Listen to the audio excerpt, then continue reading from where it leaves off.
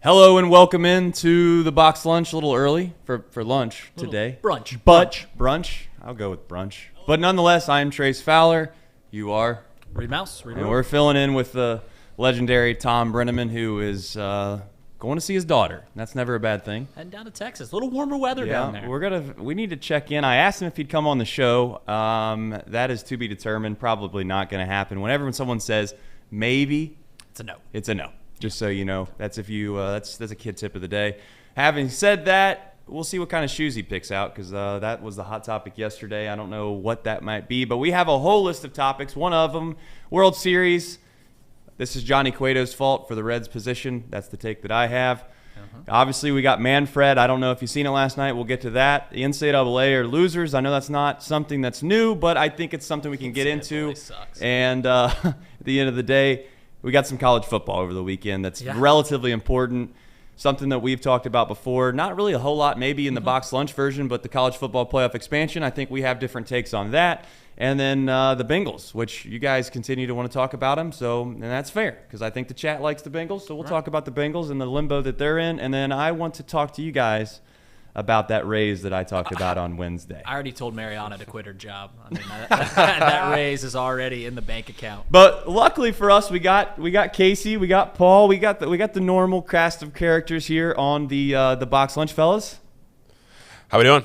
I'm doing well. We got a little bit of a long day today, but I'm looking forward to it. Yeah, let's rock and roll. First thing up, World Series. I think for the first time, at least in my life, I genuinely think that the World Series outshined the National Football League. Well, it wasn't hard to beat. I mean, it was the undefeated Eagles versus the Texans. Boring game.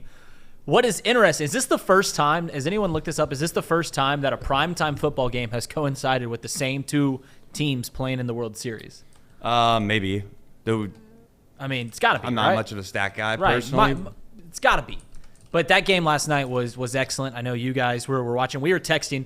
Me and Paul, we had stake in the game with the anti-Philly special. Oh, man.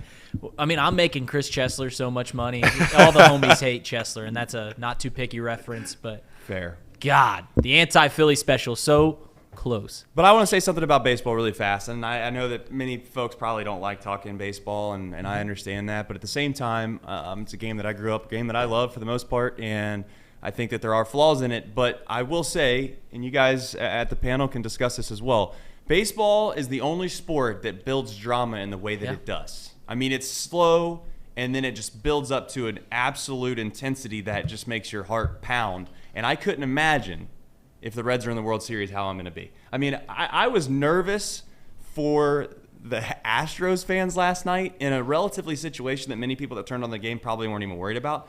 But when Castellanos came up, one for multiple reasons for this show, if Castellanos came up and he hits a home run, hits a walk-off home run, the Astros felt like they played the much better game. Right. They played relatively flawless. They pitched well. They felled, whatever the word would be there, and they would walk away with a loss off one pitch at the end of the game. Now, obviously, that didn't happen. The Astros are one win away from Dusty's. Dusty deserves it. He does. You mentioned your blood would be pumping if the Reds were in the World Series. Now, I'm a Cubs fan. Right. I'm not shy about this. It's my number one fandom by a long shot. Can you imagine just going through years and years and years of just losing, and little Rajay Davis hits a home run when you're just on the cusp of hitting a World Series? Imagine your heart going through that moment at that moment in time. But you're right. I said this last night. I don't know if I articulated this well in our group chat, but you can love football. You can love basketball. You can love golf, all these sports. You can be in love with baseball. It is such a romantic sport. I know that's the old phrase from Moneyball. There is something just magical about a good baseball game that the other sports don't fully encompass. It's like a movie. It just builds drama so well as you. One thing about baseball and the music industry, they have something in common. I thought about this last night. It's like what other industries have just completely flipped on their heads. And I don't know if you know where I'm going with this, and maybe you guys maybe know where I'm going with this or not, but the music industry for the longest time, as many know, especially probably that are older than us, they were trying to sell records, right? The goal was to sell cassettes or records or obviously vinyl. CDs, vinyl, whatever term. You're trying to sell your music, right? In the store, at your event. And that's why they went on the road. That's why they toured. was for that purpose. They wanted to promote their music to say, hey, go out and buy it. Now it's the complete opposite. Right? It's the complete opposite. You make your money from the tours. You make your money from the tours. You go out. You go to as many stops as you possibly can. You make your money off the event, and you leave, and you probably get like what I would call some like mailbox money for all of your music. Right? You probably get a check in the mail. That's a lot of money. I'm not saying it's not for some of these artists, but at the same time, that's not the purpose of the main revenue stream. And in Major League Baseball, pitching has become the polar opposites as well, in my opinion. It used to be in baseball, you tried to get the starter out of the game, right? You're like, okay, let's extend at bats. Let's make this guy's pitch count. You used to go to games and look up at the pitch count meter and be like, oh, this guy's he's got 60 pitches in the third inning. Like we're gonna get him out of there. Now they're looking forward to getting him out of there. They're just like, hey, Syndergaard was like, I think that they said over the air, his goal was to get 11 outs. Yeah, no, you get to the outs as a starter. Well, then there's Dusty Baker. Do you think the reason Verlander threw like 100 pitches in 5 innings, do you think they kept him thrown out there just because Dusty wanted Verlander to get the win? Verlander's never got a World Series win.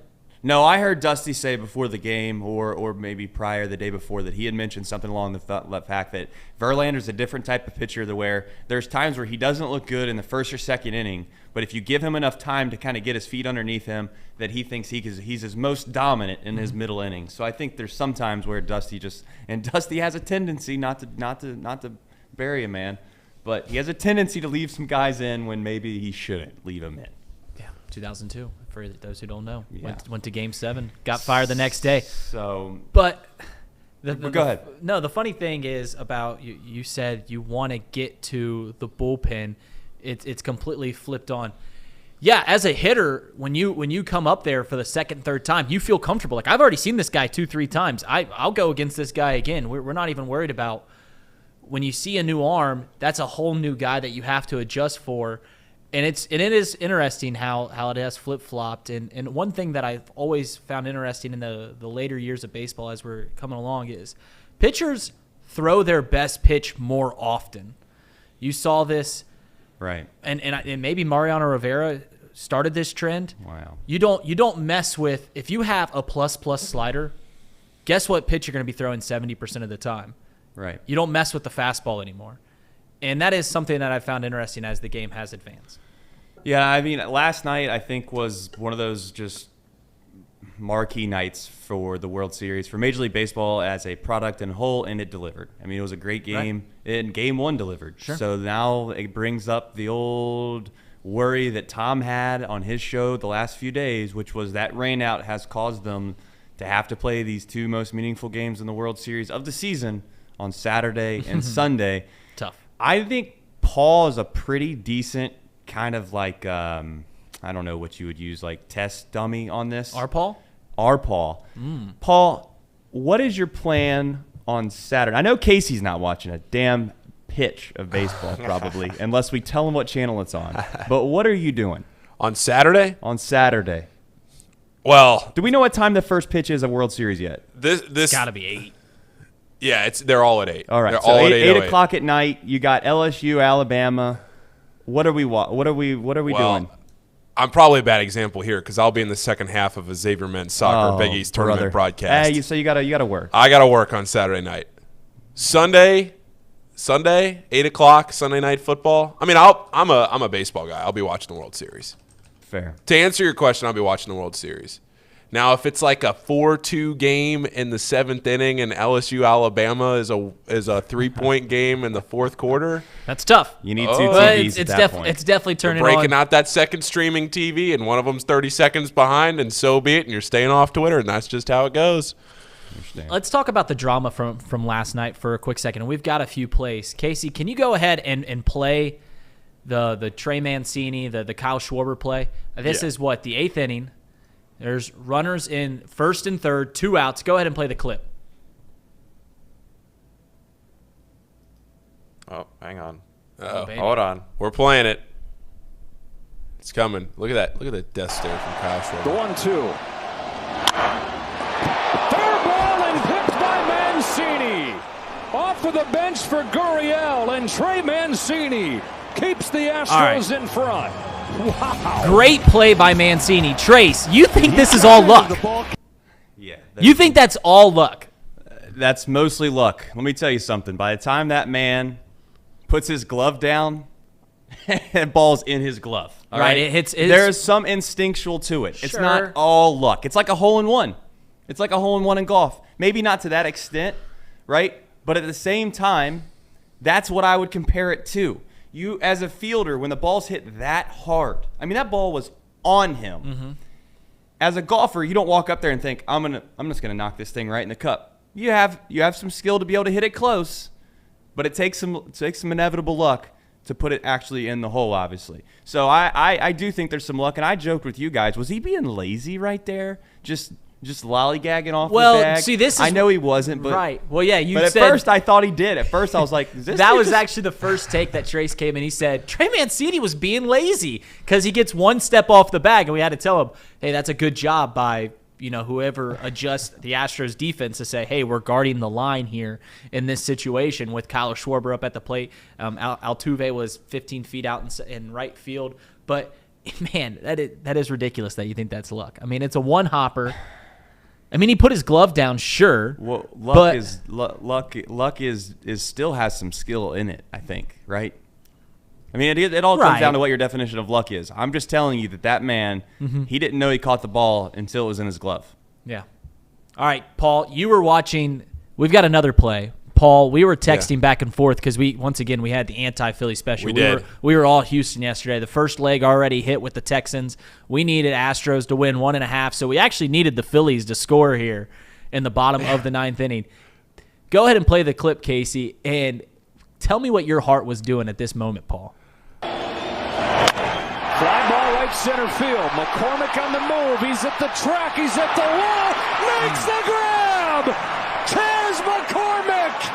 2 gone in the 9th. That was the second best play by a C. Mick yesterday. Casey McAllister is better play yesterday. But Obviously.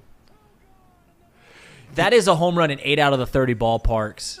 JT Realmuto, and this is why drama baseball is so spectacular. Right. I mean, Philadelphia on their feet. Everyone in the state of Pennsylvania thinks that ball is gone, and Chas McCormick brings it. Well, there was even a great video of the Eagles in the post-game locker room reacting to that, watching the game in the locker room down in Houston. Yeah, that's a tough break, man. I thought we had it. I'll be honest, off the wall with the lineup coming up. I thought he was at least going to be on second. I didn't think off the bat it was a home run, just the way the ball was carrying. That's such a high wall in right field. But that's that point where you get into betting on a game like that, and you have to start rooting for the other team that we've talked about. You have to start rooting for the other team because you know that's your last shot to try and win the bet. But it was always the money line read. It was always the money. Where do you guys, Trace and Paul, since you guys are baseball guys, no offense, Casey, where do you guys sit on extra innings in baseball? I think during the regular season, I don't have an ounce of issue with putting a guy on second base personally. I do think that during you get into the playoffs, I think that at that moment and those times, I'm okay with it reverting back to the old rules, similar to the NFL. The NFL has overtime rules for regular season.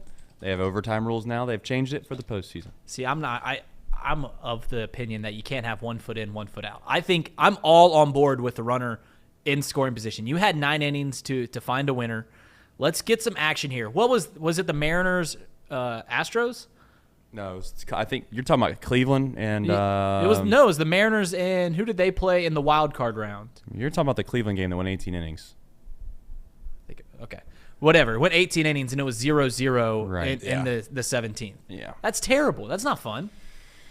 No, Paul. I can see them waiting till the 11th. I'm fine with nothing in the 10th, and then by the 11th, throw somebody on there and let's find a winner. That's my opinion. I'm cool with that. I want ghost runners. I want ghost runners more. Well, they're not really ghosts. Well, yeah. Okay. Why do we use that term? Well, and you're not the only one. It's just the childhood. It's just the childhood. Who the hell term. decided to call it a ghost runner? Just say it's a guy starting on second base. I mean, is that? I like the bad? ghost runner. Oh, yeah. Adds a little flair to it. Okay. Well, I'll say one thing. I know that folks that obviously probably watching us now watch Tom's show. Tom obviously had Bronson Arroyo on the other day. That brought up something that I had never heard before. Paul had mentioned the other day that it had at least been brought up in other sources. He had heard it before, but nothing to the extent of the way that Bronson had explained the Johnny Cueto NLDS situation against the Giants back in 2012. And this is a guy that's a huge Reds fan. So do I want to sit here and talk about 2012 a whole lot? No, I don't. But I do think that there's a situation where Johnny Cueto messing around in batting practice, and I say messing around lightly. I'm not saying he was being completely belligerent about the situation, but you heard Arroyo. He said that he was like, hey, watch this. Here's how hard I'm going to hit the ball, and he swung as hard as he possibly could 3 straight times, and he tweaked his back. If that doesn't happen, I genuinely think, and now this is obviously maybe some romance, and maybe I'm thinking with some blinders like Casey does with the Bengals from time to time around here on this station. Little revisionist I history. really do think that it could have changed the course of Reds history forever. Not just because of the postseason, not just because they could have won, obviously, not just that divisional series, but then went on to beat, I think at the time it was the Cardinals and the Tigers. I don't remember, but I do know that I seen a stat the other day from Nick Kirby that said that the Reds had a significant winning record against the next 2 teams that they had played. They were going to play in the postseason. I'm not even talking about that. Take that out of the window. I'm talking about the worst contract in Major League Baseball history. Oh. Might have, in my Homer opinion, Bailey? very much might have stemmed from that situation. And here's why. I think that you had a decision to make between Homer Bailey, right? Yeah. And Cueto. And we can get into this a little bit. But at the end of the day, if Johnny Cueto doesn't get hurt and he goes out and he pitches well that entire postseason, or let's just say he pitches well in the division round and they somehow still lose, he goes out the next year, he plays, what I would say he pitches well, right? In 2013, he was hurt for a lot of the year. He didn't get a play for most of the season. He was about and then he went and 50-50 he struggled again in the postseason. And I'm telling you, the brights are the lightest in the postseason, and people remember that the most. No, there's guys that have been in the Hall of Fame. Jack Morris is a guy that comes to mind that get in because of how well they do in the postseason. You remember those games more prevalently. I know you have some stats to make this fun story wrong, but at the end of the day, I really think that Johnny Cueto getting hurt affected the perception of him as a guy that you could rely on in the postseason. I don't think that the signing Homer Bailey over Johnny Cueto completely flips the future of Reds baseball. How is it not? I mean, I know that is a really good sign as opposed to a terrible sign. First off, Homer Bailey being the worst contract in Major League history is just ludicrous. Well, I mean, I don't know. Casey, do you have that clip? Do you have the screenshot? The screenshot. It's $100 million. Do you have the screenshot of Homer Bailey? No, I do not have that. Well, you can look it I'll up. pull it up. 6 years, $107 million, I think is what it was. But I'm telling you that there was an outside agency, okay, has nothing to do with the Reds, has nothing to do with any of our fandom, and they put Homer Bailey as literally the worst. Now, they're taking into some account of the franchise, right? If the Yankees sign a guy for $100 million and he fails, big whoop. Jacoby Ellsbury gets signed for $160 million by the Yankees, and I don't even think he ever played in the major leagues behind the first. I'm just telling you that Homer Bailey Worse for a set pitcher. this franchise Worse back for a pitcher. significally. Worse Well, for a I mean, pitcher. it says literally you can read it. Contract is He's worse for a he's pitcher. getting ready Not to the put it worst in here. history. I'll let the people read it in chat. It says it right there on the page by Jacob Schaefer. Hang on 1 second. It's almost there. Casey's See, working here's on the it. thing is, does signing Homer Bailey as opposed to Johnny Cueto, like are the Reds who from 2015 on have been terrible, does signing Johnny Cueto completely flip that roster? Was he the guy that gets the Reds not over the hump saying- and keeps them in contention? I'm not. I guess I'm more or less frustrated with the philosophy of what they decided to do, right? I love Joey Votto as much as anybody, right? And I think Joey Votto outperformed his contract. Yeah. But it's also like being the guy that has a $25,000 salary. You can't go eat at Jeff Ruby's. Right. You can't go get valet parking. These are things that you just cannot do. You can't sign guys to these big contracts and expect to be able to go out and make moves that are going to facilitate a complete roster. You know what's funny about that contract in general? So he signed it before the 2014 season, and it immediately aged poorly. Homer Bailey played okay in 2014, but Johnny Cueto went 20-9, 2.25 ERA, best season of his career, 243 innings pitched. Would have won a Cy Young any other year except for Clayton Kershaw happened to be the MVP that year back in 2014. Right. It was just absolutely lights out. But I mean, does getting Johnny Cueto over Homer Bailey make the Reds contenders for the next 6 years? Well, I mean, listen, and I think Cueto had his issues with some injuries too. I'm not suggesting that he would have been a huge slam dunk over Homer, but to sit here and think that when you go out and you make the decision to sign a guy like Homer, and you literally get nothing out of him. Yeah, he was a negative player, actually. It's like a negative. You get negative WAR. Nothing out of the guy. Two no hitters. I mean, how much did those have to do with you him know what signing it the reminds contract? me of? It reminds me similar to like where we're at in America with college debt. In a way, I mean, yeah, go out and spend $100,000 on a psychology degree or something, right? See how that works out for you. That's what the Reds did. They went out and spent $100,000 on a psychology degree and got Homer Bailey. Tell me I'm wrong. Chat, tell me I'm wrong. It's tough.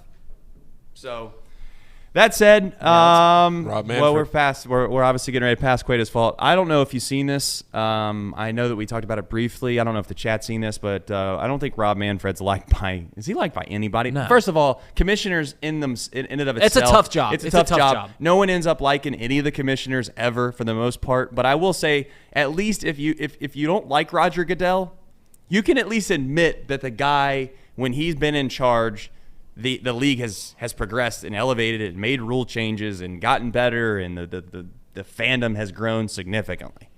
Rob Manfred, is it the polar opposite of that? Maybe, in my opinion.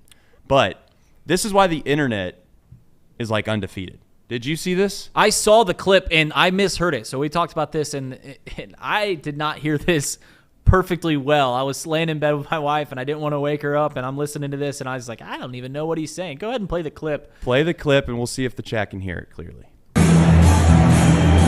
Hey Rob, if you want the youth and the blackouts, dumbass. Hey, Dan. That's pretty good. Hey Rob, if you want the youth and the blackouts, dumbass. All right, that's good. So Yeah. maybe my favorite part about that was his friend. Did you hear his friend next to him? No. His friend at the very, very end said, "Oh, Dan." I think it's funny. This guy's got tickets to the World Series, and there's a small chance that he just got him escorted out of there immediately. But what this guy did, if you don't know, we talked about Reddit the other day, being the left armpit of the internet, or someone brought that up. So this guy got on Reddit and said, whatever the most upvoted comment is in this chat, I will ask Rob Manfred. And he had a picture. So literally, the chat, of course, had all these things. The most upvoted thing was, if you want the youth in baseball, if you want the youth in baseball In the blackouts. in the blackouts, dumbass.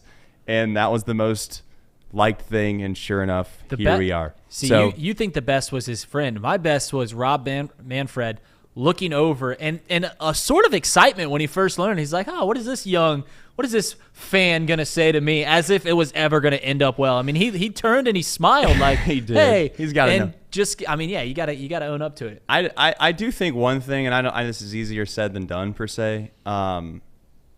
I just think that sometimes commissioners should go like a little more personable with people, right? I know you can't shoot back right there at that guy, but I would have just made a small, quick comment like, I'll give it a shot, but it's kind of complicated, my man. And just left it at that. But here we are. So, is it anyone like Rob Manfred? Does anyone like any commissioner? Is there Yeah, any commissioner? Adam Silver. Adam Silver. Adam Silver's awesome. Adam Silver is one of the more popular guys. Right. Roger Goodell is hated, and you could argue that Roger Goodell is better at his job than any commissioner in the past few decades. I mean, Wow. he's also got the easiest product to put in front of eyes. Well, I just think we talked about this the other day. Major League Baseball is in a situation where It's tough. they can't compare themselves to Right. any other league. They need to The stop thing- worrying about it. Blackouts are seriously so terrible. You know, people in Kentucky, like if you Tennessee. Tennessee can't watch Reds games. Can't watch Reds games. Can't watch Reds games, can't watch Braves games. If you live in a small area in Iowa, you can't watch Cubs, Cardinals, Royals, White Sox, and Brewers games, and maybe even the Twins games. It's for those that don't know what blackouts are. I'm just gonna talk like it's just elementary school to a small extent. So I don't know if people know what blackouts are. So the purpose of a blackout used to be, and this is the mindset or the model that they're still trying to hold on to a certain extent, and nobody can agree with this, is that if you live within a certain area close enough to the stadium, the goal back in the day was you can't watch the game unless, the game was completely sold out. That was, in the NFL. And in the NFL for a while. But that's the main concept, is we're trying to push people to go and buy tickets to increase that revenue instead of watching the actual game. I think and it's morphed. I know where you're going with this. It's morphed itself into the idea that you need to watch it on the local cable or whatever you want to call it. Cable station the pays local for station rights. for the rights. And the issue with all of that is we've gotten into a certain situation now as a society that people don't consume cable the way they used to. Mm-hmm. If you can't watch Reds games on YouTube TV, that is one of the most ridiculous things you could possibly have. As a Cubs fan, I watch the majority of my games on MLB Network, whatever it's called, MLB TV. The only games I cannot watch are when they play 30 minutes from my home in Cincinnati. Those are the games I cannot watch because I have YouTube TV. I have no way of watching the Reds. So if I want to watch the Cubs play the Reds, I have to go out to a local establishment that has that game. All right. Let's jump into the next one. NCAA are losers. We obviously had news break yesterday. I don't know if this is something in which most people are aware of or seen, but Louisville. Well, speaking of which, this is gonna be fun. How do you say that town? I have a friend that is a diehard Louisville fan, and every time that I get around her, I pronounce it with more twang. I go Louisville. I get a little worse as the night goes on. If I just said how do you say it? You say what? Well, Louisville is how I pronounce it. I say Louisville. I say don't. Louisville I'm not openly admitting that's right or wrong. What do you guys say? Casey, how do you pronounce the capital of Kentucky? I say Louisville. He didn't get the joke. Frankfurt's the capital of Kentucky. You say what? Louisville. Louisville, Paul? My dad's from there. I say Louisville. I feel like that is the right way. Louisville? Yeah. Louisville. You basically just Kinda don't like even. a mouthful of marbles. Yeah, mouthful of marbles. Gotta Louisville. fall out like molasses.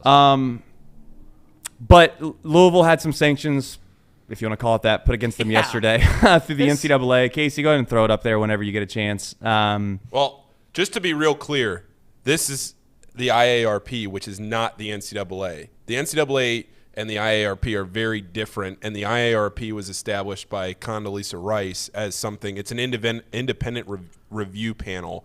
I know Browns GM. I know. Yeah, I know where what you mean by this, but just want to make it clear that this is a case that was legislated, I guess you could say, by this review panel, which is separate from the NCAA. But the NCAA essentially is the one that initiated the whole thing. Yeah. It almost would be like They sanction the it almost would be like a IARP? parent. It almost would be like a parent's telling their babysitter to go and do something, and then the babysitter does something, and everyone's like, "Oh, the babysitter sucks." It's like, does the babysitter suck, Paul, or does the parent suck? Yeah. That's a good way to put it. All right. Yeah. Thanks. So here's my problem with the NCAA, and I'm not saying that they have a whole list of issues right now, right? I mean, you have NIL, Wild Wild West, you got the transfer portal, you have, in my opinion, something I want to get into briefly that we could discuss that I don't know whether the folks out there care about it or not, but I think recruiting has got to be fixed to a small extent within the NCAA and the way that these schools are going about recruiting anymore. I don't think many people give a rat's ass about the whole paying the players and or the I guess the internal issues at an institution. Am I right on that or wrong? Do you care if my point is, do you care if Rick Pitino is letting his players go and party during recruiting trips? No, not at all. All right. Paul? No, and this case here stemmed from paying Brian Bowen back in 2017. This was different than the stripper case back from 2013, which actually Rick Pitino said yesterday, which I thought was kind of interesting. Pitino came out yesterday in his press conference from Iona and said if the IARP had been the one that had handed down the punishment from 2013, then the championship banner would still be hanging. But since it was the NCAA, they took it down, which I thought was kind of interesting, just the way that he felt like they were treated more fairly because they realized it just wasn't that big of a deal. Yeah, and that's kind of where I'm at on most of these rules with the NCAA. The main thing that I would like the NCAA to do is just be consistent with whatever they decide to try to do. And I think Tom's obviously laughed about this and brought this up about the whole, Kansas and the Carolinas and the Dukes get treated differently than the other one. Oklahoma State is something that many people don't know. You can go dig it up if you care enough to look at. But Oklahoma State got absolutely a raw deal. They tried to help the NCAA and find out what violations occurred, and then they just banned them from the postseason. And it's one of the most absurd, ridiculous things I've ever seen. And the last thing, I don't want to jump topics too fast. Do you have anything to add on just kind of the NCAA as a whole? Well, what's your biggest issue with them? Well, I mean, I have a lot of issues with the NCAA, but for these sanctions themselves, what are the point of these sanctions? $5,000 to Louisville. They lose 2 weeks of recruiting, but, I mean, why even punish them at all? Like, that's nothing. That's not a slap on the wrist. That's not a slap on the finger. That's a slap on the fingernail. Like, that is absolutely nothing. Paul, you alluded to something before we went live on these sanctions. Yeah, I think to me that these sanctions, it was a big enough penalty the last 5 years, all of this just hanging over, a cloud hanging over Louisville. What's it going to be? What's it going to be? It's like time served almost in my mind with this situation because the recruiting took a hit. Everything, there was just always this lingering doubt. What's going to happen to Louisville? What's going to happen to him? Chris Mack never really was able to overcome all of that because there was always that cloud. What's going to happen in the future? Then this comes out, and it's a big nothing. So let me ask, what is better for the NCAA or the AIRP to do? What they did in this Louisville case and, just hang and there's a cloud hanging over, or be swift with a punishment and might have too strong of a punishment because you're swift and you want to get it over. Because you can argue that they're both terrible. Yeah, they got it. They got to speed this up. I mean, look at what's happening right now with Sean Miller and Xavier. Like, Xavier's not going to be punished. Sean Miller will be punished likely. But we're talking about something now that, again, is 5 years down the road. Sure. What are we doing here? Just make your decision. What are we doing? I mean, it's terrible. Well, the people that get punished obviously are the people that never had anything to do with it in the first place. That's the other thing. That's the issue. I mean, that is my issue with these kids were in 8th grade. Yeah, it's like, what, you're going to ban the postseason from kids that literally were like 7th and 8th grade when all this went down. And on top of all that, this is like relatively a dry subject, probably not the most fun subject. The last thing I'll say about the NCAA is the recruiting. Recruiting has gotten to where, okay, the top programs go out and they find juniors that they like, right? And they sign juniors. And then it got to where I was like, okay, if we can scout and recruit and be able to identify good players before they're juniors as sophomores, we're going to have a leg up, right? Because we can go out and we can make these kids feel like they're big time. We make them feel good and blah, blah, blah. And we sign them. When I say sign, I mean like get them to commit, because you can't sign actually until you're a senior, right? So we get them to commit when they're sophomores, and we just become buddy-buddy with them, and we start getting the better players because they're not getting recruited yet. And then all of a sudden someone's like, oh, okay, well, if we can do it at 10th grade, then we could do it at 9th grade. And then at 9th grade, now we're in 8th grade. And I think we're in a position now where the NCAA has to step in and do something about this. They can't just let these programs, and it's not just, football is probably one of the better ones if we're being honest. Football is the best. Football is the best. But we're talking about baseball, basketball is probably honestly not as bad, but even the other ones, soccer, softball is like 7th grade. It's absolutely lunatic. And here's why it's crazy, and you could put a stop to it so fast, is that you offer a kid when they're in 9th grade, guess what? You can't not take it back when they're seniors. And that's what these big programs do. They go out and they find whatever, the top 8th graders they can find. And then when they get up to being a junior, they take a hard look at them and they think, do we think this guy can be good or girl can be good for our program? If the answer is still yes, great. We've been friends all along. We'll just act like it's kosher. But if it's not, guess what they do, Reed? They say, "Hey, cut sorry ties. to tell you, but we don't have your spot anymore. We don't have your scholarship anymore. You're gonna have to probably try to find somewhere else to go." You think these kids are decommitting when they're juniors because they want to? Many of them are not decommitting because they are looking for their options. The kids are too prideful to say it. The kid doesn't want to come out and be like, "Hey, the school called and told me I wasn't good enough to play anymore, so I got to leave." Instead, what it is I'm reconsidering my options. I'm opening up my recruitment again, and everyone thinks the kid's decommitting when that's not really the case. I'll tell you how you make this really, really simple. Yeah. Guess what? You want to go there, and if you want to sign them, okay, we both sign a piece of paper that says that's where you're going to play to go to school. If you decide you don't want to go there anymore, that's fine. But guess what? You can't play a sport at whatever other institution you decide to go to for at least 1 year. How do parents fall into this trap? Because that's ultimately who it falls back on. Because these deals, when these kids are signing when they're in 8th, 9th grade, they're raw deals for kids. There's no advantage to signing when you're in 8th or 9th grade if you're a freshman, except for you're thinking, oh, maybe we'll get into a better school than we'll be. But if you go to a better school, then you're able to play at that level. What does it matter? You can't play at that school. But essentially, it's a raw deal for these kids and these parents that keep letting them, hey, we'll sign it just to say that these kids are, oh, my son's in 8th grade and he's already committed. There's a kid here in Hamilton that committed to an SEC school for baseball. And he's in 8th grade. Right. Well, it's not the kid's fault. I don't even know if it's the parents' fault. There's pressure. Like, let me ask you this. If you're from this area, right, Okay. and the university, Cincinnati area, and the University of Kentucky baseball comes to you in your living room or at their facility and says, I'm going to use baseball as an example. We're taking 2 outfielders in the class of 2029. Your son's one of those kids that we want. The problem is if he doesn't commit in the next 3 days, that spot could be taken next week. What do you do? Right. It's tough. Is that fair? No, it's not fair, and it's predatory. Is more than very much predatory. And it's easy to be stopped. The NCAA can make it super simple. Right. You say that these verbal commitments are contracts. They are contracts. Done. And guess what happens?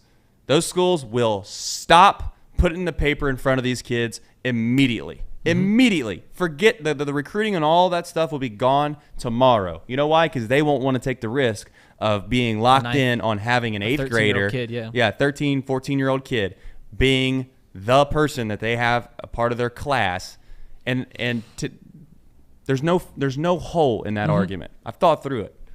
Well, I mean, the thing about verbal commitment is right now is there's nothing formal about it. It's a handshake. It's a gentleman's agreement. How do you stop schools from doing this verbal thing? No, well, you're not going to. We do have, and we're not there yet. We'll take a break here in a minute. We do have college football on the horizon. You can see, obviously, I'm sporting Georgia. I'm a big Dog fan. I didn't want to be the guy, and I'll explain myself before we get there. I didn't want to be the guy that invites the volunteers guys on, and then all of a sudden they come on, and I just start absolutely berating them. So what I decided to do last night, I tried to find a Georgia fan and a Tennessee fan, and we're going to put them on the air at the same time, and we're going to see what happens. Are we going to be the judge for this conversation? We can just sit here. Well, we got to be the mediator. That's probably the better word. It's political season. Why not? This is like a debate, man. We're just going to be the mediator. We're going to sit here, and we're going to. I mean, obviously, it's going to be tough for me not to chime in from time to time if this guy's got too many ridiculous takes. But I think that there's a I don't know. Would you call this a good weekend of college football outside of obviously just there's 2 big games. There's 3 big games. Notre Dame, Clemson, too. Right. Yeah. I think this is a really good weekend. One of the best weekends of the year. Yeah, I would say Besides maybe the last weekend usually. Like the last weekend, the reason it matters the most is because you finally get finality on a season. Yeah, I mean, rivalry week is always great. You get the Iron Bowl. You get all those matchups in one weekend. But how often do you get 3 matchups like this in one weekend? I think this is a pretty good weekend. Yeah. Sir Boy asked, what do we think about St. X versus Moeller tonight? We will be there. Come to the game, Sir Boy. Yeah, come to game day.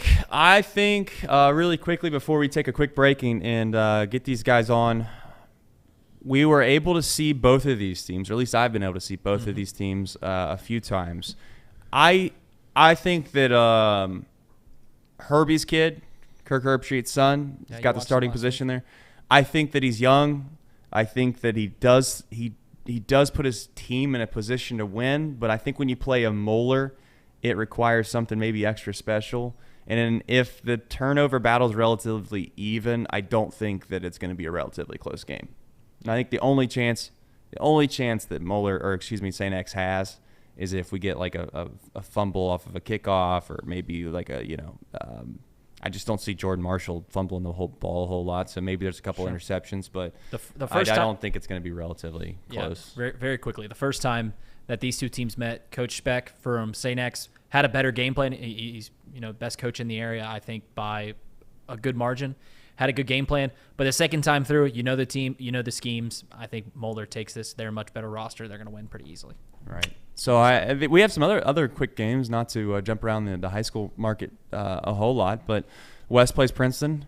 Lakota West wins that one. Pretty good. I don't even know if is that close. Is that even relatively close? The spread on Twitter is 11.5. We should actually pull those spreads up from McFlog or McNeil or whatever. McNeil. McNeil on Twitter. Here, I'll send it to you. Yeah. Pull it up. What's Here's something for the chat. If you guys know a bookie that will take high school games, send them my way. I think that's a gold rush. Do you think in our lifetime there will ever be a situation where a reputable sports book has lines on high school games? No. Is it even legal? Like, seriously? No, it's not. They're under legal. 18. They're under 18. It's not legal, but I'll tell you what I will say.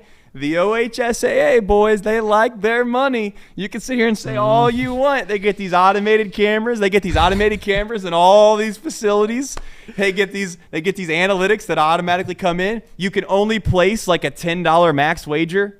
Something small. You can't be going in putting $1,000 because otherwise Johnny's going to be throwing the game tonight. Yeah. We know that. Toss him a PS5 and we'll see you. Yeah, exactly. But I do think that there's a small chance, boys, hear me out on this, that if you can only place like a $10 max wager and they got the lines for all the games and you can watch them all on some network that they've created because the OHSAA is making some money. That's what this comes down to. We're going to take a quick break. When we come back, we got the guys, Casey? Yep. We got the guys. Tennessee versus Georgia. We'll be right back. At United Dairy Farmers, we've perfected freshness in our family bakery, where we use only the finest ingredients, like thick, high-quality glazes on our signature donuts, before delivering them fresh from bakery to store every day. UDF, made for you. If your AC or furnace is struggling, turn to the experts at Bartell's Heating and Cooling. Their certified technicians get the job done right the first time. And if you need a new unit, Bartell's will give you upfront pricing with no hidden fees. Plus, ask about Bartell's 0% interest financing for 60 months. Learn more at bartellsheatingandcooling.com. Bartell's Heating and Cooling, for a comfortable way of life. Eli's Sports Bar and Grill, proudly sponsoring high school football with 3 locations in Mason, Liberty Township, and Ross, Ohio. Our 10-foot screens guarantee a great view from every seat in the house. Eli's Sports Bar and Grill, the best place in Cincinnati for sports, food, and fun.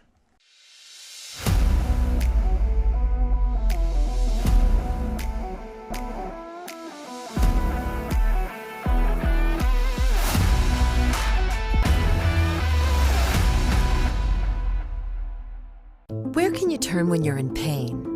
Turn where more high school, college, and pro athletes turn. Where your neighbors and weekend warriors turn. Turn to Beacon Orthopedics and Sports Medicine and get superior care on your schedule. That's the Beacon difference.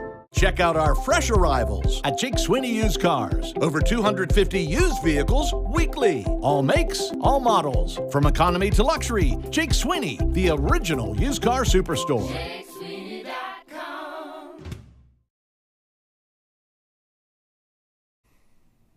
All right, welcome back into the Box Lunch. We got some guys now. Listen, obviously, Austin, I didn't want to bring you on the show and, quite frankly, be the guy that invited you on the show and then tore you down, so I had to bring in someone else. We got Austin Vols, obviously a UT guy, big Vol guy. You can see him there. And then we got John Tweets Sports from Dog Central, I believe. Is that right, John? That is correct. DogCentral.com. All right, and Austin, obviously you have quite the following on Twitter. I was scrolling through your tweets last night, and I said, yeah, we want this guy on. I want to hear what he's got to say. But this is the biggest college football game, quite frankly, in my opinion. Obviously, maybe a little bias here, but not just this year, but maybe throughout the history of college football playoffs. Era, if you will. Some are saying, not me, but some are saying that maybe the biggest game in Sanford Stadium history. And I just wanted to bring you both on. We're going to try to mediate this, obviously, as well as we can. You don't need screaming back and forth, nothing like that. But I'm going to give the floor to Austin first. Austin, I want you to walk me through what this year has been like, first of all, because it's obviously been special. But then second of all, what gives you even the confidence that makes you – I've seen your tweets. What makes you think that you're going to roll down to Sanford and win this football game exactly?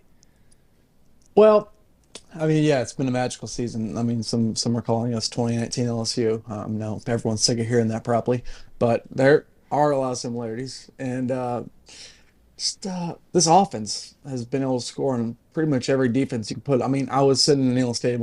We put 7 touchdowns on Alabama on a Nick Saban defense. That has never been done in the history of his coaching career.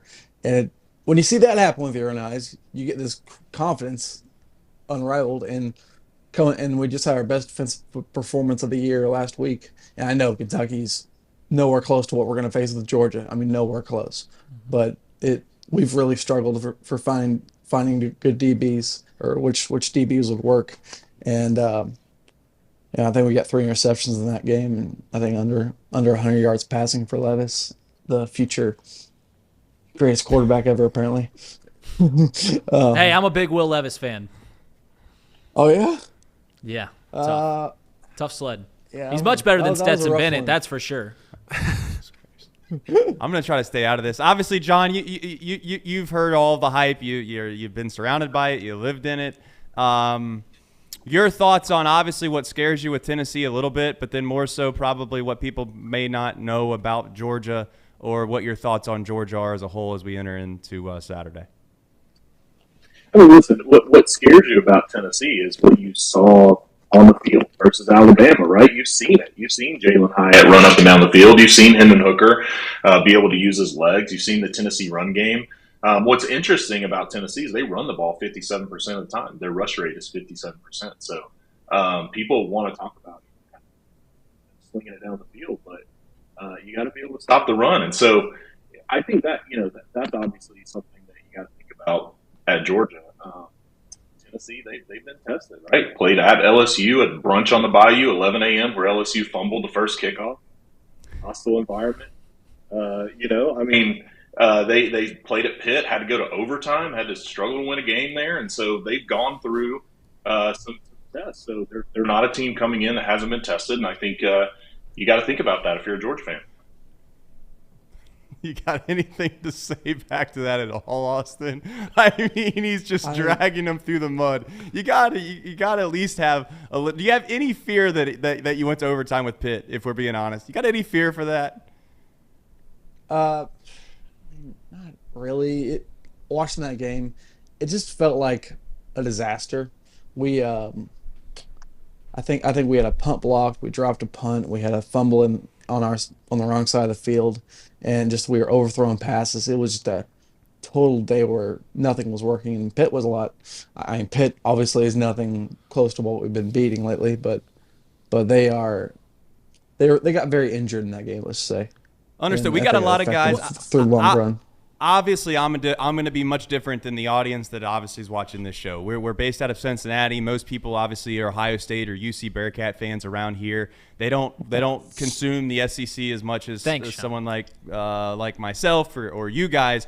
Can you at least share on your own side of the ball? Obviously, we've kind of bantered back and forth, and we've taken some small digs there between the two of you. I like that. But can you at least share what you think that people will probably maybe look forward to the most on Saturday, what they expect the most out of your side of the ball? What do you think perhaps is the best attribute or something that is tuning in? Most people have watched Tennessee and Georgia at least once or twice. I get that. But what do you think is the edge on Saturday that gets you over the proverbial hump? We'll start with Austin. Well, it's just our we do an amazing job at finding mismatches, like with Jalen Hyatt and those safeties and creating separation. It was, I mean, he was wide open 5 times against Alabama for touchdowns. That's pretty. That can be repeated. We will find mismatches. Like Heupel is one of the greatest coaches on offense in the game right now, without a doubt. And I mean, when we hired him, we didn't think we were going to have that much success. We were thinking, okay, 7-5, best case scenario by year 2. Then we went 7-5 in year 1, and year 2 we were thinking maybe 10 wins. Who knows? Maybe it's possible. Then we beat Florida and we beat Pitt. Those were 2 big goals because Pitt was amazing last year. Coming into the year, and then we beat Alabama, and that kind of and LSU in Baton Rouge put up. I think we beat them by 27, and just changed our whole mindset. Like this team can really. That's when the 2017 or 2019 LSU chatter started going. But the stuff that also you got to look out for with us is we have one of the best run defenses in the SEC. I think we are number 9 in yards allowed in the country on rushing. Like it's a under talked about thing because everyone brings up our pass defense, but. Well, do you think that, Austin, do you think, not to jump in, I don't want to steal John's thunder here, but Austin, this is an honest question. I'm not just trying to take a jab at you, but do you think that there's a small chance as to why you stop the runs because you got like 9 guys in the box every single play, and you put all of your DBs on islands on every single play, and you think it's just going to work out for you? It's like you got like 4 Darrelle Revises out there. Somebody on the defensive staff's like, hey, just put them all out on islands, it'll work out, and then it just doesn't a lot of the time. You have any concerns of that at all? Yeah, we're gambling. We know how bad our defensive backs are, and we're usually trying to get to the quarterback before you can throw it to him. Freaking Bryce Young, man, that guy. It's like every time he starts running away from a defender, he never stops looking downfield, even when it looks like he's not. He's very good. Go ahead. That guy was amazing. Austin, are you going to take – I mean, you're in shark-infested waters with these 2 Dogs fans right now, and he's giving you crap about the Pitt game. Are you going to take that when these guys couldn't take care of Missouri or even Kent State for that matter? I bet on Kent State this week. They're terrible, and they were in a one-possession game, 2-possession game in the 4th quarter against the national champion Georgia Bulldogs. You're just going to take that? Come on, let's get into them a little bit here, Austin. Yeah, it's true, man. I mean, Georgia's so hard to judge because you saw that Oregon game and you're just like, oh my God, this is going to be the best team I've ever seen in my life. And then they kind of struggled a little bit. I mean, they did murder South Carolina, but I mean, I don't think I'd say anything. But Florida. Do you think Florida? That was impressive. That was pretty impressive. All right, John. One more thing. Auburn's a train wreck. Austin, do you think Pitt is better than Kent State? Yes. Do you I'm think gonna go out on a limb, especially week 2? Do you think Pitt is better than Missouri? Just say yes. Well, we'll just rile it up. He doesn't want to say yeah. You got to play him. You got to play him in 2 weeks. In week 2, yes. No, I'm not worried about Missouri. Good Lord, I'm not worried about Missouri. Hell yeah! Right, these guys got to sweat out in a Missouri game.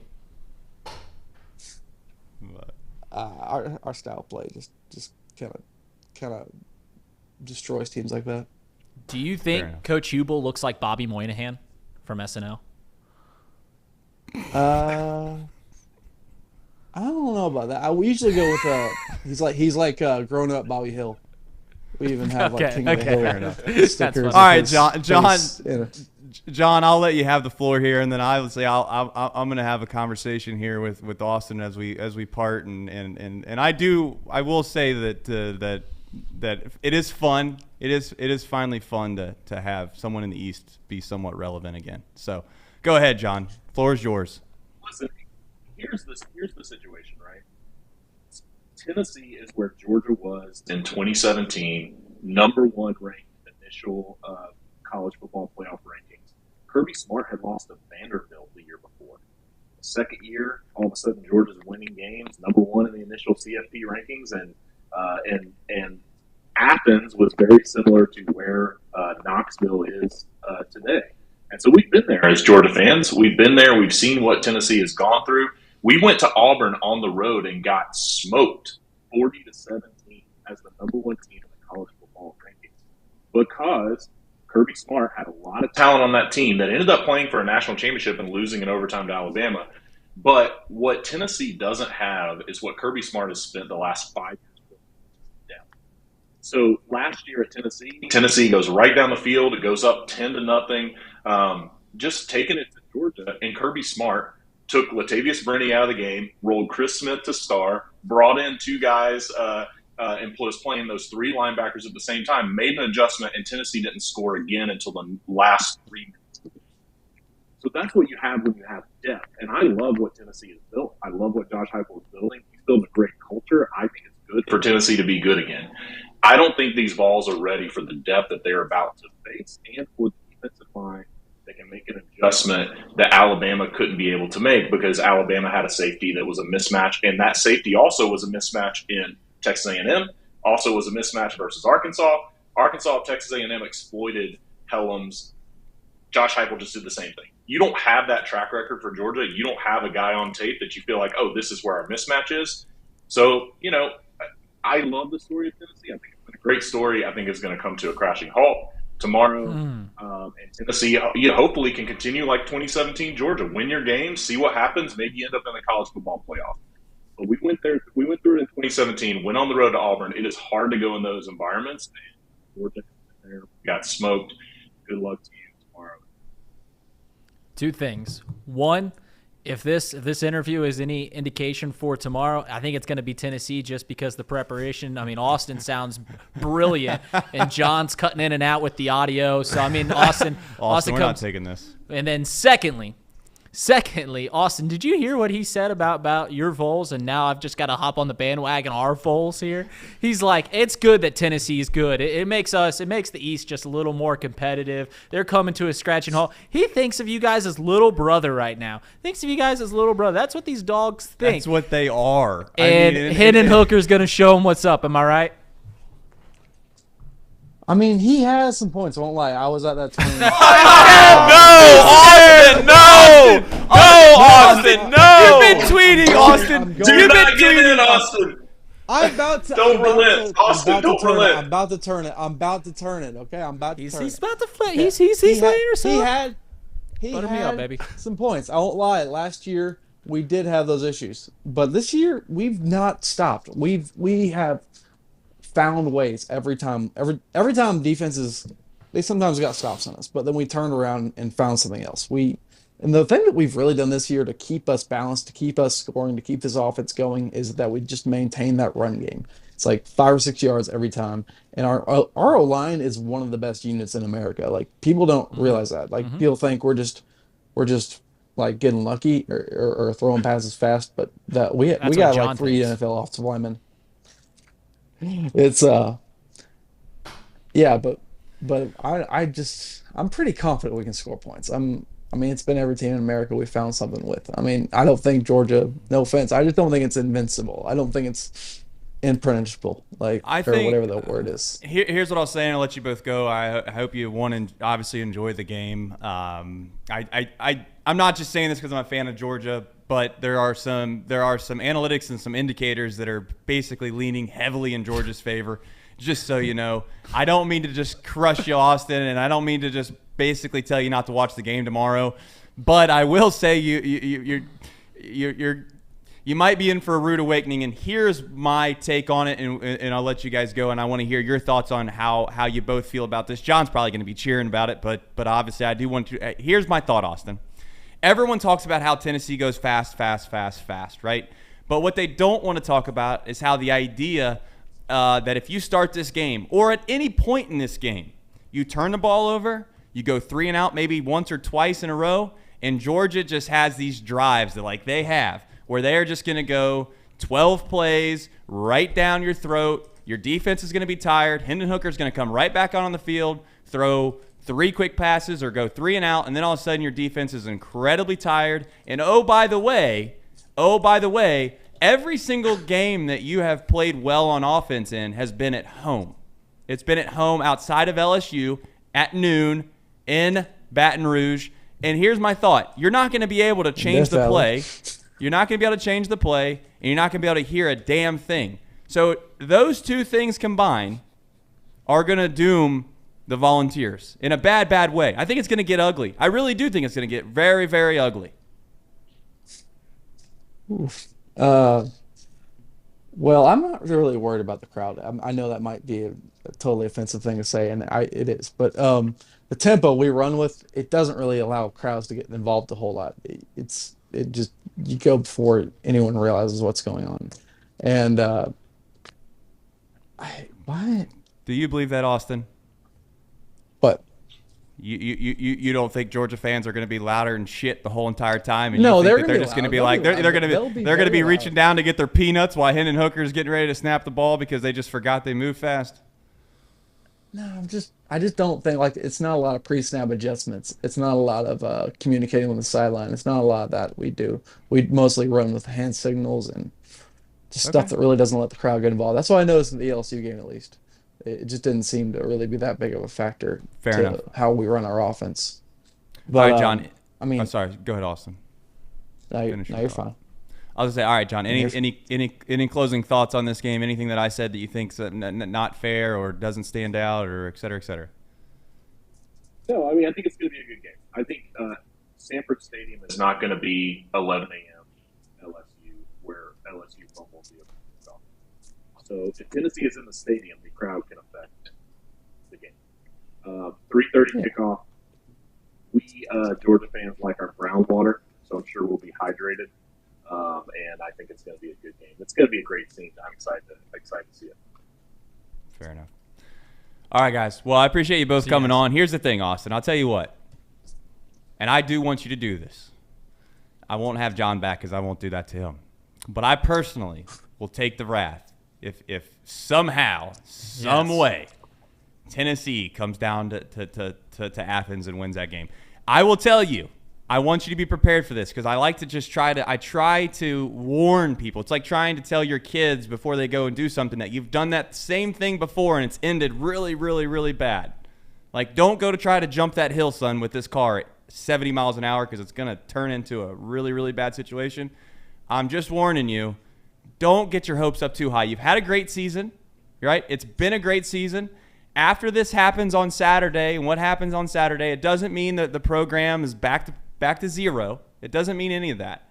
But what it does mean is that you can still hold out hope, maybe getting in over Oregon in the playoffs once this game's over, because it's going to be an argument over, well, I mean, they had to play Georgia at home. It was really bad at home, but at least Oregon got crushed in a neutral site game. So you might have that over top of Oregon at the end of the year. I'm not really worried about getting my hopes crushed. I've been through it. To tell you, Tennessee fan, it's been tough. It's been hard on these You streets. don't know, It's been tough. I could handle so much. You don't want to even know. All right, brother. All right, well, it was fun talking to you. I appreciate it. I do enjoy your Twitter. It seems as if you have some high hopes and enjoy the game. Thanks, guys. Thanks. All right. He was really just Man. gonna take that pit talk without bringing up Missouri Kent State. He really was. Like he wasn't gonna defend it at all. I've never been more confident about a football game for Georgia in my life. So there's that. Let's talk about college football briefly. Yep. Fellas, we'll obviously talk about Georgia, Tennessee quite some time. What about Notre Dame, Clemson? Thoughts, comments, concerns from you guys over there? Playoff implications, etc. Yeah, I got Notre Dame. I think if they win this game, they knock Clemson out of the playoff. I just think that's as simple as that. I don't really have much else about this game. I don't really have any interest in watching Clemson. I would like to see Notre Dame win this game and just end all of that. Wow. What time's your soccer game on Saturday? 7 p.m. I was gonna say let's take a trip on up. You're not allowed in Notre Dame Stadium, but we'll take you to South Bend. Just hang out outside. It's like the Tennessee fans that couldn't get into the Alabama game, and you're just watching it outside. And Right. I think that's a game. I think Notre Dame Clemson's going to go down to the wire. I have a feeling that it's going to be Clemson at the end of it, but they've played to their competition this year. Right. Notre Dame has. Which if Clemson wins this game in a small, America's rooting for Notre Dame, right? Which I mean, as they always should. I mean, you should it's true. root for the morality. Anything else? College football? No. Go ahead. What were you going to say? Well, I'm just looking at the Google Doc that you made. Yeah. Want to segue into that? LSU outright against Alabama? No. At home? I'm taking Bama. No, Alabama is going to smack LSU. Nick Saban or Brian Kelly in a big game, I think that's pretty simple which one you go there. There's this like I've told you guys in the office off air before. There's this guy that makes reference on Josh Pate called the freezing point oftentimes in his show, and the idea or the premise behind the freezing point is that water, obviously, once it gets to an exact certain temperature, it will freeze. But anything above that temperature, obviously, it's a moot point. Doesn't matter. I think that there are defenses and offenses that are like that in college football, right? To where they are good enough to score points against defenses that aren't really to that quote unquote freezing points, or vice versa. And I think LSU kind of has that situation with Alabama's offense. Their defense isn't going to be able to handle Alabama. Like they're able to handle, these teams that struggle a little bit, like a Florida or whoever else they may play. But when they have to play against a Tennessee, right, or an Alabama or a Georgia, it's going to be doomsday. Yep. But so that's my thought on Alabama and LSU. Yeah, I like Bama. I like Bama winning. Expansion. Sir Boy Wonder likes the dogs. Notre Dame and LSU. Yeah. Thinks they're both going to win. Sir Boy, I want to LSU by 7. It's bad. It's a bad take, Sir Boy. But college football playoff expansion. This is something that obviously maybe we have varying takes on this. I was thinking last night. Okay. The college football playoff expansion is something that I've been wanting, right? It's like I think a lot of people are like, let's get more teams in this playoff. My concern is that you're almost starting to bite the hand that feeds you. And what I mean by that is Tennessee-Georgia game is relatively not. I mean, whoever wins and loses, it doesn't matter for the most part. Whoever loses the game, right, between Tennessee and Georgia would be in the college football playoff automatically. Yeah, but you're going to get those games on the back end too. I mean, this game is still going to mean a lot if you expand the postseason. It won't mean as much. It's not do or die for these two teams, but you're still going to get these better games on the back end that make it so much more exciting. In a Glendale, Arizona, in a Tampa. Well, Florida. no, but you'll have home games. This game could be the difference between a home game and a bye. Right. So to be clear, right, and I know I believe I know this, but I don't want to make an ass of myself here. You have a bye, right? There's a Top bye four situation. Top four get a bye. Top four get a bye. So that's a big deal. And then you have home games for the first round, and that's it. Yeah. Right. And I guess what I'm trying to get at is that there is this pageantry, and there is this, in my opinion, there's this love of do or die every week. Right? I mean, there's this thought process that if Georgia were to lose at Missouri or Ohio State were to lose at Penn State, that there's a chance that that's it. And there's just something to the idea of that feeling of every week being meaningful and mattering a lot. And I do think that there's this situation now where when you get into this big playoff format, it's just going to be like the regular season isn't that big of a deal anymore. When college football has dominated the regular season, college football's regular season arguably is the best regular season that there is in sports as a whole, right? It means the most, for sure. And the only reason it means the most is because every week matters. And if you lose 1 week as a top program, right? You could say both sides. I get it. You could say, well, that sucks. You lose week 2, and it's like, man, you feel like the season's over. But I'm just saying there's something to that. UC, for instance, right? UC football. They lost to UCF. If they didn't lose to UCF, you think this game on Saturday against Navy would feel a little bit different? Do you think people around here would be a little more excited? I'd say they would. I think that, not to say the season's over, but for UC fans, I guarantee you, it feels like you're eating your own point. It feels like you're eating your own point now because once you lose that game, it lifts up one game. But if you lose that game, then your season, the rest of the games don't matter. You're eliminating the games on the second half of games by having a smaller college football playoff. I also would like, and this is maybe another thought process that we'll see what the chat thinks too. What is your guys' thought on getting rid of the semifinal games at neutral sites? And playing them at home? Yeah. I like the neutral site. For semis? Yeah. At least for the way it's set up right now. I like it. The semifinals as they are terrible. They never match up well because it's 4 teams coming from 4 different conferences more often than not. I know the SEC a lot of the times gets 2 teams, but it's 4 teams that do not match up well. The one, I think since 2014, there's been between the college football playoff and the college championship, there's been, what would that be? 24 games. Out of those 24 games, only 6 of them have been good games. So the way that the college football playoff is working right now, it's not.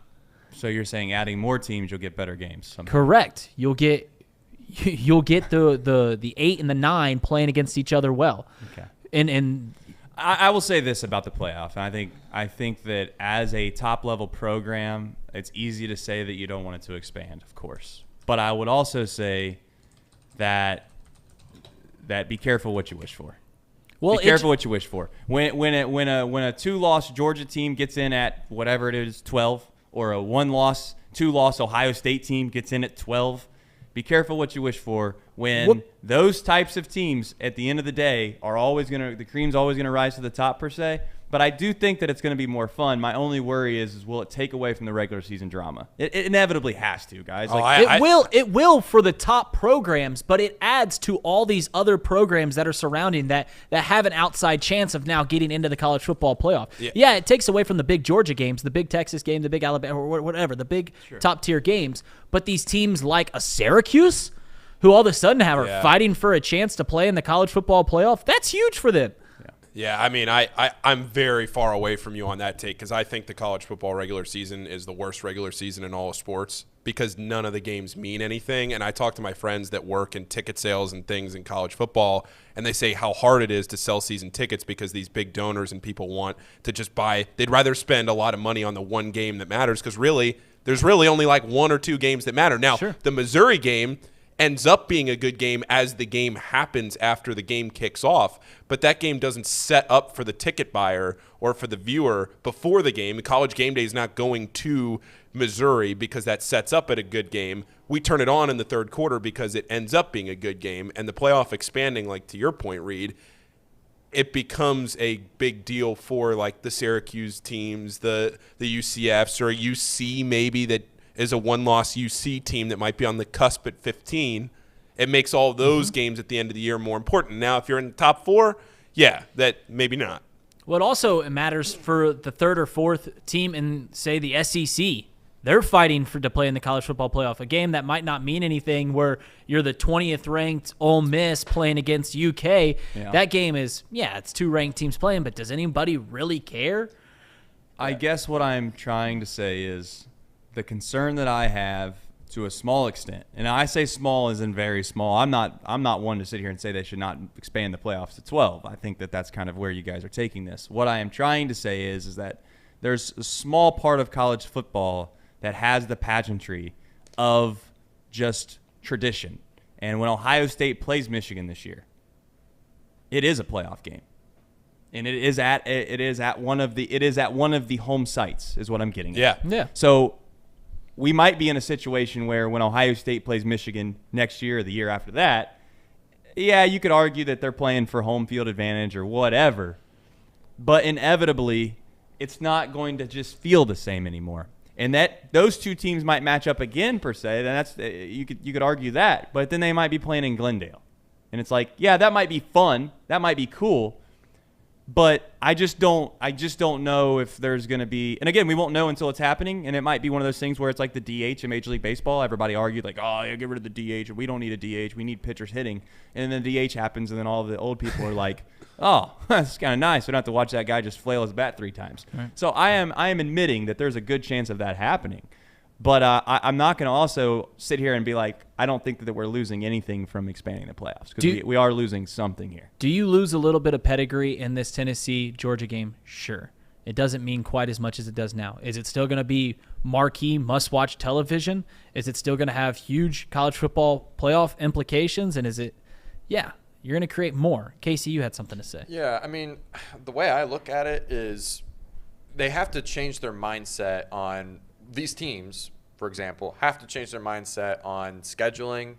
They got to change because when you look at their big brother, the NFL, I mean, they just expanded their playoffs, and the way that those games worked out, you had 2 really good games, You had a couple blowouts here and there, but to me, it seems more in line for college playoffs to benefit from it because the regular season could matter a lot more if they change the way they do their power rankings based off of who you play. Michigan right now does not deserve to be in the top 4. They only played Penn State. Same with Ohio State. They don't deserve to be number 2 or whatever. They only played Penn State. So to me, if they were able to go into it with a different mindset and teams would start playing each other, I mean, that's another thing. They're going to play more teams. They are starting. I will say this too about the regular season. To be fair, they are starting to play more meaningful games in the regular season now, right? Like Ohio State is scheduling in Alabama, and I don't know all of the top matchups, but back in the day, right, as we all know, when it was the BCS era, and maybe even quite frankly some of this era, nobody. you tried to play nobody. Right. There was you limit the chances to lose. Let's go undefeated. Yeah, that was the main goal. So I do think that that's another pro from the regular season perspective. But I guess to my point is it's heading and trending in the direction of professional athletics, and I just hope that we don't lose the tradition and the glamour that is college football. And it's okay to play against Mississippi State when you're a 21-point favorite when you're Alabama sometimes. Like, that is okay, because otherwise we're going to turn into a thing where there's like 15 programs in this country and everyone else is just playing in the bowl championship series. I also want to say one last thing about it, and that's you have the playoffs offer an opportunity for there to be more chances for an upset. Right. And no, there's more meaningful games. Yeah, there's more meaningful games with the playoff. I think it brings in the hope of many other fan bases. Trace is correct that it will diminish the marquee, Michigan, Ohio State playing for a chance to get in the college football playoff, not just that rivalry, for Georgia and Tennessee playing in, the biggest game that you said maybe in your life. But as we mentioned, it opens up so many more programs, so many more games that have implications. I liken it, and maybe this isn't a one-to-one comparison, but to the MLB. Before 1968, the best team in each league made it to the World Series. There were no postseason. It was just you won the pennant, you played in the World Series. That made those regular season games towards the end so much more meaningful. But as we know, it is much better with more playoffs. Right. That's fair. I think that's a good take throughout the college football playoff expansion as a whole, and we can jump into what you guys want to talk about. I'll tell you what, I was trying to give it a break. And let me start by saying this, because I'm going to try to kind of just stay out of this conversation because I'm not much of a Bengals fan, and I don't know if I'd really deserve to talk too much about it. If you want my perspective from an outsider, sure. Listen, folks, it's okay. It's going to be okay. I know that the wheels are falling off. I know that it seems like hell right now as a Bengals fan, but they're going to win this weekend. They're going to win this weekend. They're going to be 5-4, and they're going into a bye, and I'll leave it at that. It's going to be okay. Well, I guess this is why I put this topic up, and we talked about this briefly Wednesday, and now we're talking about it again. I have thought long and hard about where my mindset is as a Bengals fan, and it truly does feel like we're in this weird sort of limbo to where I try to keep very realistic expectations on where I should be as a fan, where I think this team is. And oftentimes I don't do that because, being a fan, there is fanatic. But I don't know where my expectations should be for the Bengals. On one hand, the Bengals are 4-4. They were 5-4 last year before the bye, and that's where they're heading at. That's what it looks like. If they take care of Carolina, they'll be this year. That 2 years ago would have been great expectations. Been like, yeah, we're 500, we're fighting for a postseason. That's where I think we should be with this team, with this roster. But then we go to the Super Bowl last year, the goalposts move, and you're thinking, do we need to be back in that situation? Do we need to be playing those big games? Are we the big dogs along with the Bills and the Chiefs? And now the Eagles have snuck into that consideration. Should we be thought of in that same scenario? Guys, two Bengals fans as the producers here, am I crazy just for feeling like we're in this sort of in-between of where we are actually as a franchise, as a team, as a fan base, and where we should be thinking that this team should be? Casey? So I struggled with this one too. If we're going to compare to last year, if they do in fact win against Carolina, which I'm having my doubts about that game, honestly. Man, Casey's down real Casey, bad. you are down bad, bro. No, we'll get into it. Why? We need to call why, the 1-800 number. Holy cow. Oh, my gosh. What? Why is that such an outlandish take? They're 8-point favorites. That does not mean a single thing to me.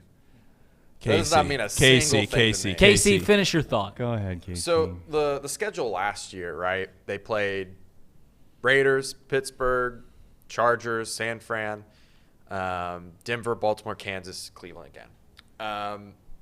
They managed to actually lose to what I thought were playoff contending teams like Los Angeles, San Fran. They managed to sneak a win out of Kansas City, which kind of put them over the edge. They managed to win against Baltimore. So it's not out of the realm of possibility if they win this Sunday that they can still manage to pull this off. But I will say that the next couple weeks in their regular season after the bye week, Pittsburgh and Tennessee, those are going to be what we called the swing games in Tom's show. And I'm not looking forward to playing TJ Watt again. I'm really not. Not with that offensive line. Fair point. And Tennessee, I know I have them like borderline stink in that show, but they match up really well when DJ Reader is not in the lineup. And I know they talked about him coming back potentially after the bye week. That's the difference to me, is that this year is not like last year because we have too many injuries. It's different. It's something that we can't account for because you lose your best three players. I mean, we had them. Yeah, it exposes the depth of this team more than we need to anything. stop saying the best three players. The best player on the team is still sitting behind the center every game. Right. His name's Joe Burrow, and he's wears number 9. You But still have him. the three players after that, the three most important three players, most important players maybe not besides best, Joe. besides Joe, right? Okay. Well, I just think that you guys undervalue the Browns. At the end of the day, that is my biggest thing to all of you. Hell yeah, bring it back to you. I'm just saying, like, why are you guys so down that the Right. Browns beat you up? They have your number. They've had your number. They've whipped your ass 7 of the last 8 times. They've What in that What's his game- name's never? What's his Zach Taylor's never beat the Browns. That's not true. Whoa, was he 1-1? Andy Dalton won on week 17. Hell yeah. Kicked the Browns out of the postseason. Okay. Hell yeah. Andy Dalton, I was there, My baby. apologies. My Food apologies. poisoning day. I But was my puking point my at brains the end out. of the day is Thanks, that you Condados. can't sit here and go so far down the depth chart of like, oh, we're so bad, we're so bad. I mean, You the Browns watched that might just game be on okay. Monday. You watched that game on Monday. What did the Styles Bengals make fights, man. That's what it is. Styles make fights. It's exactly why Tennessee's going to get their ass beat by Georgia, and it's exactly why Georgia whipped Kentucky's ass. Okay, it doesn't. You can't play this game. Well, they beat this team by this team. Why did St. X play Moeller close, and then they lost to Elder, and then Elder got beat by Moeller by 100? There's varying reasons why games Elder go the way they fumbled do. 4 balls in a row. I'll say this. I think my opinion would have been different if we weren't 0-3 in the division. If we would have managed to sneak out a win between either Baltimore or Pittsburgh, which I've said it multiple times on Tom's show that we should have won in Pittsburgh. I don't care what anyone says. You can't. There's not one fan in this universe that would ever expect you to lose your long snapper and it affect the game that much. I'm not going to dwell on it because it happened and it's a loss. So right. I don't but want what I'm saying is, like, being 1-2 in the division and having that extra win, I think would make me feel a lot more safe going into the bye. But this being at 4-4 and this defense that Carolina has, man, it's not bad. It's actually pretty damn good. Casey got hurt so bad on Monday that he's not letting he has put a nice wall around his heart. He's not letting it happen again. There's only why is this such a terrible conversation to have about the Panthers being better than what they actually are? I don't know. Paul, you're the level-headed guy over there. Alex, do me a favor and treat this man to the best life he could possibly have. Because if you break his heart in any way, he's never, ever, ever going to have another girlfriend anything. It's over for him. Yeah, he gets his heart broken and he's just over the edge. We're gone off the deep end. Holy cow. I'm not saying it's all over. I'm just extremely worried about this game.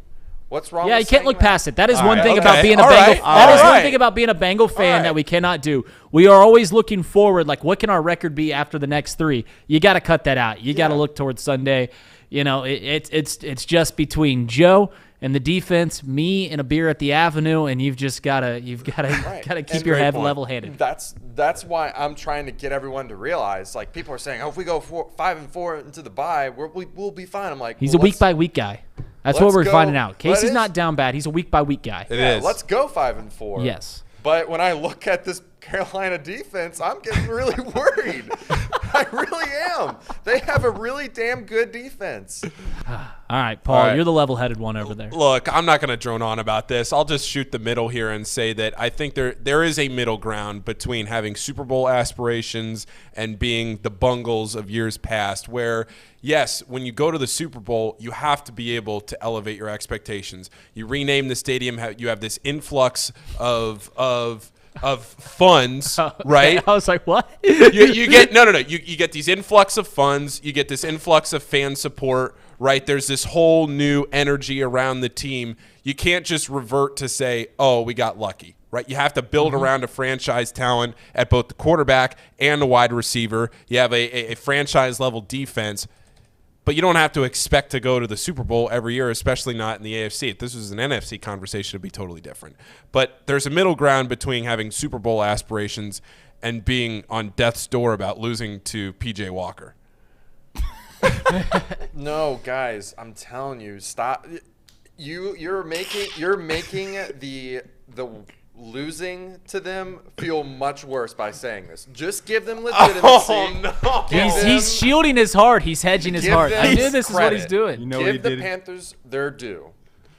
He Give learned his them their lesson. due. He learned his lesson. He's not looking. He's Give not them looking their past due. it. No, this man learned his lesson. He realized that he probably shouldn't stop looking right in the camera and saying the Browns stink. He doesn't want to do that to the Panthers. I respect that. no, I like a man that's learned his lesson. He's humble. He's been humbled. Casey, Yeah, and kudos to you, buddy. And I'll just end with this. The Panthers do stink.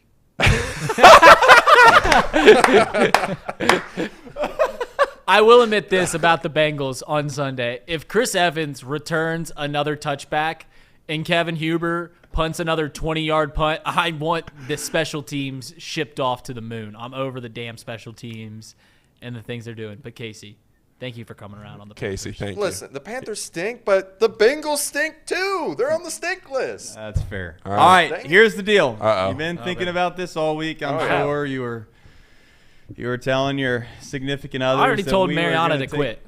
Yeah. Well, here's the thing, right? I got 3 guys in the room. This is going to be what? 3 men. $700, and we'll call it $50. Okay. I will give you your money back if you parlay. Anti-Philly special You again? got it. You got a $250 credit. Okay. Okay. You got to Okay. send me the screenshot though. All right. That you place this bet. All right. You have to parlay. And this is where Paul might not do it, and that's fine. Not to do it. You have to parlay Georgia and the Bengals money line. You parlay those two things together, and there's your free money. Keep that money that you're going to win this weekend. And listen, if you lose it, I'll take it. I'll pay you back. So we've got a $250. He gave us a coupon to DraftKings, FanDuel, wherever we want to go. And he said, put $250 on this parlay. So it's Georgia All right. and the Bengals and the Who Days. I'm gonna. What's that pay us out, Paul? I'm cooking it up right now. Georgia -8. It's got to be like +2. Georgia -8, and the Bengals money line. Yeah, I don't know if I want to give up 8 points. I do think that the Bengals are going to rout them. I think that's going to happen, but I like to just like the money line. That's +149. What's that get you?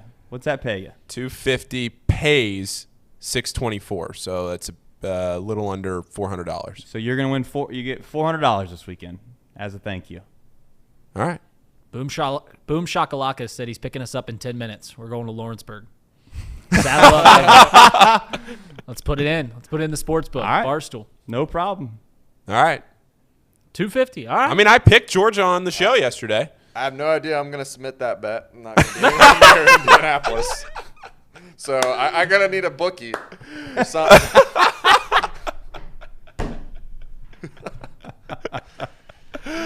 I know. Where are you going to be? We know a guy. I'm going to be moving this Oh, Saturday. I thought you said you. What was the term? I thought you said you were going to be in Indianapolis somehow. That came through my head. I don't know. No, I said I'm not going to be anywhere near Indianapolis. Oh, okay. You're talking about being in Indiana. Yeah, being in. Understand.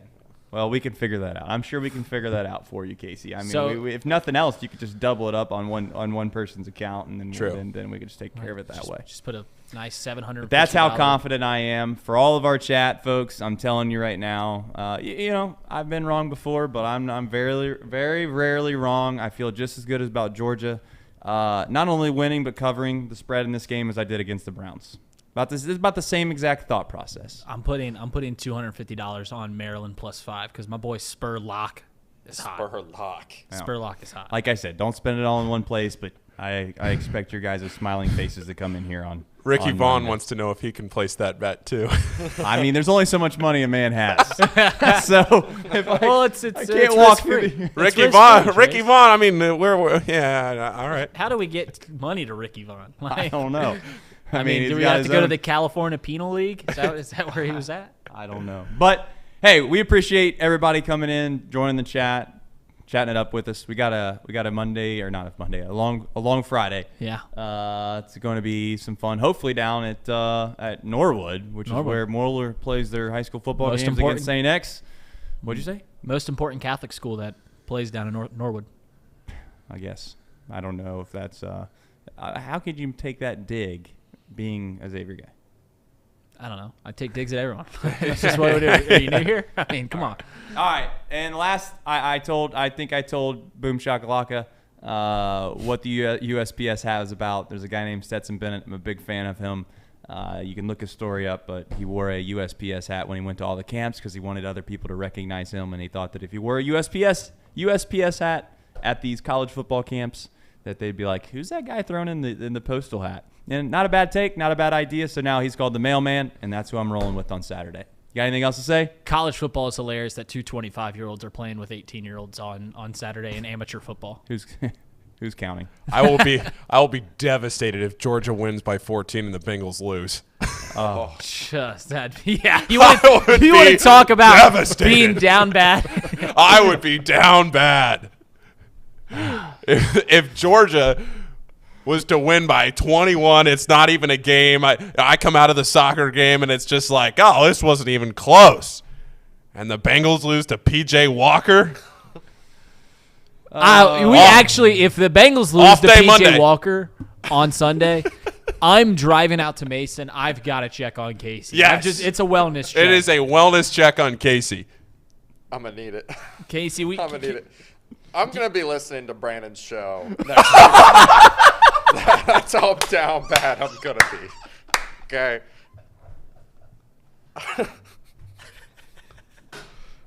The Mental Game Podcast, if you guys weren't aware. Yeah. Every Tuesday, 8 p.m. Every Tuesday, 8 p.m. Shout out to Brandon. Shout out to Brandon. He's back in the Buckeye State. Can't wait to see his face. I can't believe that's where we're at. We're out of here Wrap it before up. we do Wrap it anything up. else.